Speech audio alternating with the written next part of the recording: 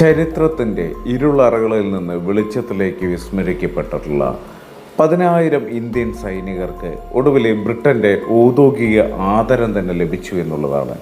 ചരിത്രം എപ്പോഴും വിജയികളുടെയും അതേപോലെ തന്നെ അതിശക്തന്മാരുടെയും കഥകൾ മാത്രമാണ് രേഖപ്പെടുത്താറുള്ളത്.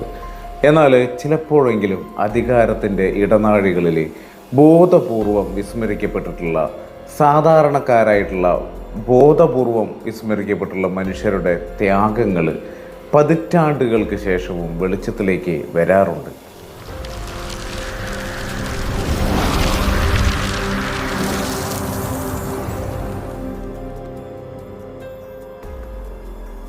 അത്തരത്തിൽ ഒന്നാം ലോക മഹായുദ്ധത്തിൻ്റെ ചരിത്ര താളുകളിൽ നിന്നും സാമ്രാജ്യത്വ നയങ്ങൾ കാരണം ചോർന്നു പോയിട്ടുള്ള 10,000-ഓളം ഇന്ത്യൻ സൈനികരുടെ പേരുകളാണ് നീണ്ട 80-ലധികം വർഷത്തെ കാത്തിരിപ്പിന് ശേഷം ഇപ്പോൾ ഔദ്യോഗികമായിട്ട് പുനഃസ്ഥാപിക്കപ്പെട്ടിരിക്കുന്നത്.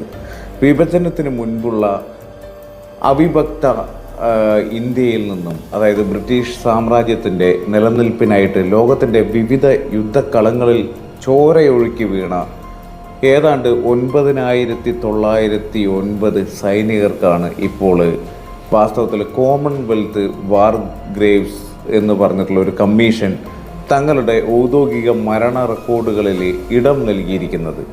രണ്ടാം ലോക മഹായുദ്ധത്തിന് ശേഷം ഏതാണ്ട് ആഗോള യുദ്ധ ചരിത്ര മേഖലകളിൽ നടക്കുന്ന ഏറ്റവും വലിയ അപ്ഡേറ്റ് എന്നാണ് അന്താരാഷ്ട്ര മാധ്യമങ്ങൾ ചരിത്രപരമായിട്ട് തന്നെ ഇതിനെ വിശേഷിപ്പിക്കുന്നത്. നമുക്കറിയാം, ഏതാണ്ട് ഒന്നാം ലോക മഹായുദ്ധ കാലത്ത് ബ്രിട്ടീഷ് ഇന്ത്യൻ ആർമിയിൽ സേവനമനുഷ്ഠിച്ചത് ഏതാണ്ട് 1.4 ദശലക്ഷം ഇന്ത്യൻ സൈനികരായിരുന്നു.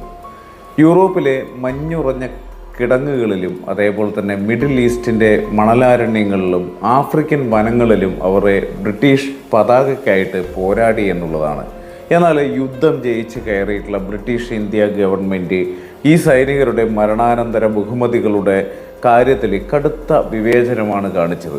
എന്നുവെച്ചാൽ യുദ്ധക്കളത്തിൽ നേരിട്ട് വെടിയേറ്റ് മരിച്ച ആളുകളെ മാത്രം രേഖകളിൽ ഉൾപ്പെടുത്തിയ അക്കാലത്തെ കരിനിയമങ്ങൾ കാരണം യുദ്ധഭൂമിക്ക് പുറത്ത് കടുത്ത പരിക്കുകളോടെയോ അല്ലെങ്കിൽ പട്ടിണി കിടന്നോ പിൽക്കാലത്ത് മടഞ്ഞിട്ടുള്ള ആയിരക്കണക്കിന് ഇന്ത്യൻ സൈനികർക്ക് ഔദ്യോഗിക യുദ്ധ സ്മാരകങ്ങളിലോ അല്ലെങ്കിൽ ചരിത്ര രേഖകളിലോ ഇടം ലഭിച്ചില്ല എന്നുള്ളതാണ്. അക്കാലത്തെ ബ്രിട്ടീഷ് ഉദ്യോഗസ്ഥരുടെ ഈ വിവേചനപരമായിട്ടുള്ള തീരുമാനമാണ് ഇപ്പോൾ 80 വർഷങ്ങൾക്കിപ്പുറവും, അതായത് 2026 തിരുത്തപ്പെടുന്നത്. സ്വന്തം രാജ്യത്തിൻ്റെ സ്വാതന്ത്ര്യത്തിന് വേണ്ടിയല്ലാതെ മറ്റൊരു അധിനിവേശ ശക്തിക്ക് വേണ്ടിയിട്ട് ജീവൻ കളയേണ്ടി വന്ന ഈ പാവം മനുഷ്യരുടെ യുദ്ധത്തിന് ഒടുവിൽ നീതി ലഭിച്ചിരിക്കുകയാണ്. ഏതാണ്ട് പതിറ്റാണ്ടുകളായിട്ട് വിസ്മരിക്കപ്പെട്ട് കിടന്ന ഈ പേരുകൾ വെളിച്ചത്ത് കൊണ്ടുവന്നതിന് പിന്നിൽ വലിയൊരു ചരിത്ര ഗവേഷണത്തിൻ്റെ കഥയുമുണ്ട്.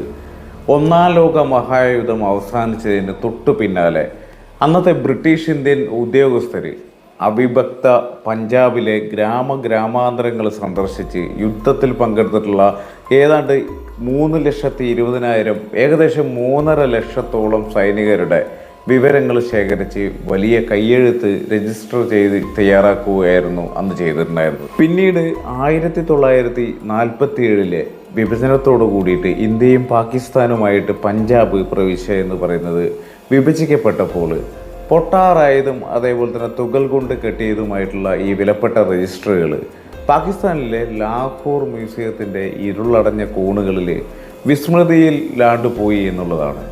UK ആസ്ഥാനമായിട്ട് പ്രവർത്തിക്കുന്ന പഞ്ചാബ് ഹെറിറ്റേജ് അസോസിയേഷൻ, അതിൽ സന്നദ്ധ പ്രവർത്തകരും അതേപോലെ തന്നെ ചരിത്രകാരന്മാരും നടത്തിയിട്ടുള്ള ദീർഘകാലത്തെ കഠിന ശ്രമമാണ് ഈ രേഖകളെ ഡിജിറ്റൈസ് ചെയ്യുന്നതിലേക്കും അതിലൂടെ ഈ വലിയ സത്യം ലോകത്തിന് മുന്നിലേക്ക് തുറന്നു കാട്ടിയതും ഒക്കെ തന്നെ അതിലേക്ക് എല്ലാം തന്നെ നയിച്ചത് ഈ ഒരു കാരണത്തിലൂടെയാണ്. ഈ വലിയ ഗവേഷണ പദ്ധതിയിൽ പങ്കെടുത്തിട്ടുള്ള പല ഗവേഷകർക്കും ഇത് കേവലമൊരു ചരിത്രപരമായിരുന്നില്ല എന്നുള്ളതാണ്, മറിച്ച് അവരുടെ സ്വന്തം വേരുകളിലേക്കുള്ള ഒരു യാത്ര കൂടിയായിരുന്നു ഇത്. ഗ്രീൻവിച്ച് സർവകലാശാലയിലെ HD വിദ്യാർത്ഥിനിയായിട്ടുള്ള ജാസ്മിൻ ബസ്ര ഈ വേദനാജനകമായിട്ടുള്ള ഗവേഷണത്തിനിടയിലാണ് അപ്രതീക്ഷിതമായിട്ട് ആ പഴയ കൈയെഴുത്ത് രേഖകളിൽ സ്വന്തം മുതുമുത്തച്ഛൻ്റെയും അദ്ദേഹത്തിൻ്റെ സഹോദരിയുടെയും പേരുകൾ കണ്ടെത്തിയത്. രണ്ടാം തലമുറ ബ്രിട്ടീഷ് പഞ്ചാബി വംശജയായിട്ടുള്ള തനിക്ക് ബ്രിട്ടീഷ് ചരിത്രത്തോടും സ്വന്തം നാടായിട്ടുള്ള പഞ്ചാബിനോടും ഒരേ സമയം മൂർത്തമായിട്ടുള്ള ഒരു വൈകാരിക ബന്ധം സ്ഥാപിക്കാൻ ഈ കണ്ടെത്തൽ സഹായിച്ചുവെന്ന് അവർ തന്നെ സാക്ഷ്യപ്പെടുത്തിയിട്ടുണ്ട്. സമാനമായിട്ടുള്ള രീതിയിൽ ലണ്ടനിലെ ലെസ്റ്ററിൽ നിന്നുള്ള ദന്ത ഡോക്ടറായിട്ടുള്ള സണ്ണി പലഹയ്ക്കും ഇത് കണ്ണീരണിയിക്കുന്ന ഒരു നിമിഷമായിരുന്നു.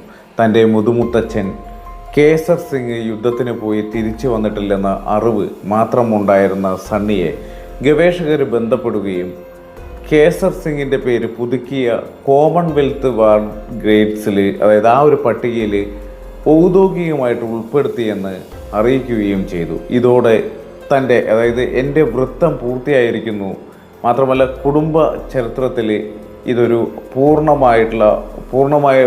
വന്ന ഒരു കാര്യമായിട്ട് വന്നതുപോലെ തോന്നുന്നു എന്നും അദ്ദേഹം പറയുകയുണ്ടായി എന്നാണ് അദ്ദേഹം BBC-യോട് വാസ്തവത്തിൽ പ്രതികരിച്ചത് തന്നെ. അങ്ങനെ ഒടുവിൽ ഏതാണ്ട് പുതുതായിട്ട് ഡാറ്റാബേസിൽ ഉൾപ്പെടുത്തപ്പെട്ടിട്ടുള്ള ഏതാണ്ട് 9909 സൈനികരുടെ വിവരങ്ങൾ പരിശോധിക്കുമ്പോൾ മറ്റൊരു സുപ്രധാനമായിട്ടുള്ള സത്യം കൂടി വെളിച്ചത്ത് വരുന്നുണ്ട്. എന്ന് വെച്ചാൽ ബ്രിട്ടീഷ് പട്ടാളത്തിൽ അണിനിരന്നിട്ടുള്ള ഇന്ത്യൻ സൈനികർ ജാതിക്കോ മതത്തിനോ അപ്പുറം ഒരൊറ്റ മനസ്സോടുകൂടിയിട്ടാണ് പോരാടിയത് എന്നുള്ള സത്യം. മാത്രമല്ല പുതുതായിട്ട് അംഗീകരിക്കപ്പെട്ടിട്ടുള്ള രക്തസാക്ഷികളിൽ 40% പേര് മുസ്ലിങ്ങളും 25% പേര് സിഖുകാരും 25% ഹിന്ദുക്കളുമാണെന്നുള്ളത് കണ്ടെത്തുകയും ചെയ്തു.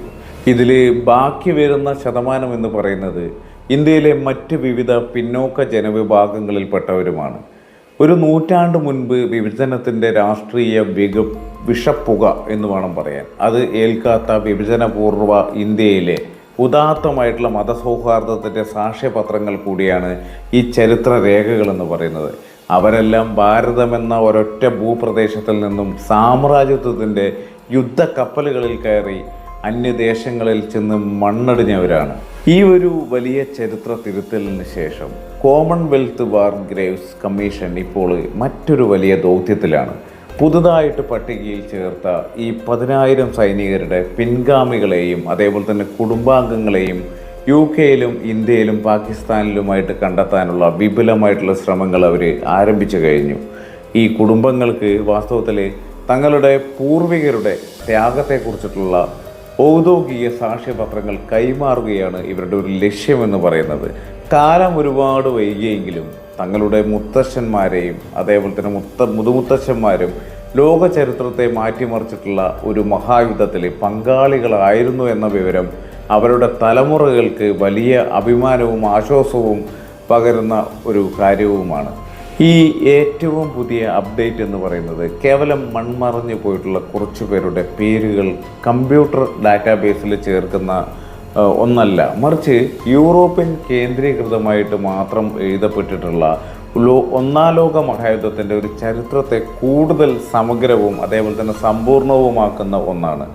ഇന്ത്യൻ സൈനികരുടെ വിയർപ്പും ചോരയുമില്ലാതെ ബ്രിട്ടനോ സഖ്യകക്ഷികൾക്കോ ഈ യുദ്ധം ജയിക്കാൻ കഴിയില്ലായിരുന്നു എന്ന കടുത്ത യാഥാർത്ഥ്യത്തെയാണ് ഈ 9909 പേരുകൾ അടിവരയിടുന്നത്.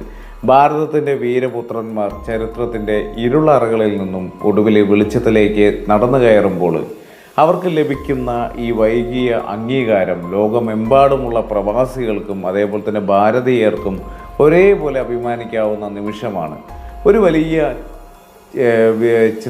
വിചിത്രപരമായിട്ടുള്ള അനീതിയാണ് ഇവിടെ തിരുത്തപ്പെടുന്നത്.